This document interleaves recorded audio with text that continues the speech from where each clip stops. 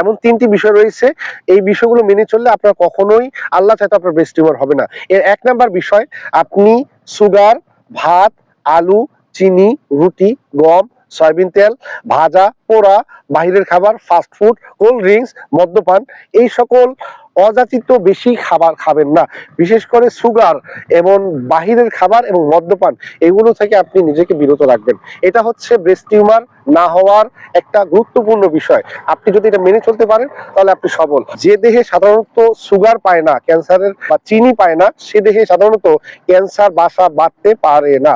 অর্থাৎ ক্যান্সারের home of ক্যান্সারটাই হচ্ছে, মানে ক্যান্সারের যদি বাড়ি বলা যেতে পারে, যে ক্যান্সারের সেল যে দেহে বাসা বাঁধে, যে দেহে সুগার প্রবণতা সবচেয়ে বেশি। তাই সুগার থেকে, কার্বোহাইড্রেট থেকে, অতিরিক্ত মদ্যপান থেকে, সয়াবিন তেল থেকে, এগুলো থেকে আপনি বিরত থাকুন। দ্বিতীয় নাম্বার বিষয় হচ্ছে, আপনি ডেইলি কমপক্ষে ২টা লেবু খান। আমি শুধু বলতেছি না, আপনি ইন্টারনেটে সার্চ করে দেখতে পারেন। এই বিষয়ে অনেকগুলো ডক্টর, অ্যালোপ্যাথি হোক, হোমিওপ্যাথি হোক, অনেকগুলো ফিজিশিয়ান একমত যে ক্যান্সার হয়ে গেলেও, যদি ক্যান্সার হয়ে যায় বা হওয়ার প্রবণতা থাকেই, তারপরেও যদি ডেইলি কেউ ২টা করে লেবু খায় অথবা ৩টা করে লেবু খায়, তার ক্যান্সার হওয়ার সম্ভাবনা 90% মুক্ত থাকে এবং তার ক্যান্সার হবে না। তাই টিউমারটাও এক ধরনের ক্যান্সার। তাই টিউমার থেকে বেঁচে থাকতে গেলে বা টিউমার থেকে সুস্থ হতে গেলে সর্বপ্রথম এই বিষয়গুলো আপনাকে মেনে চলতে হবে। ডেইলি কয়টা? ২ থেকে ৩টা আপনি লেবু খাবেন।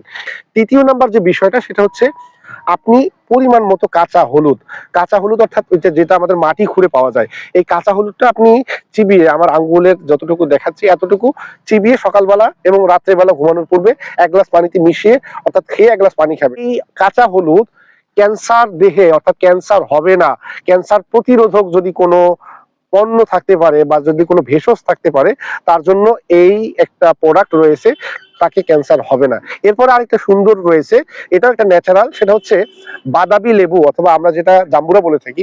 এই জাম্বুরাটাও সাধারণত ক্যান্সার প্রতিরোধক। তো আমি যে ৪টা বিষয় বললাম, ৩টা বিষয় বললাম, এই ৩টা বিষয় আপনারা ভালো করে খেয়াল করে চলবেন, ইনশাল্লাহ আপনার ব্রেস্ট টিউমার হবে না। এরপরে হয়ে গেছে, তখন আপনার চিকিৎসা কি? হোমিওপ্যাথিতে আমি আপনাকে মাত্র ৩টি ঔষধের কথা বলবো। এই ৩টি ঔষধ যদি আপনি লক্ষণ অনুযায়ী সেবন করতে পারেন, তাহলে আমি আপনাকে বলছি আপনার ব্রেস্ট টিউমার হয়ে গেলেও আল্লাহ চাইতো আপনি সুস্থ হয়ে যাবেন। এর ১ নাম্বার বিষয়টা হচ্ছে কোনিয়াম ম্যাগ 200 অথবা কোনিয়াম ম্যাগ 200।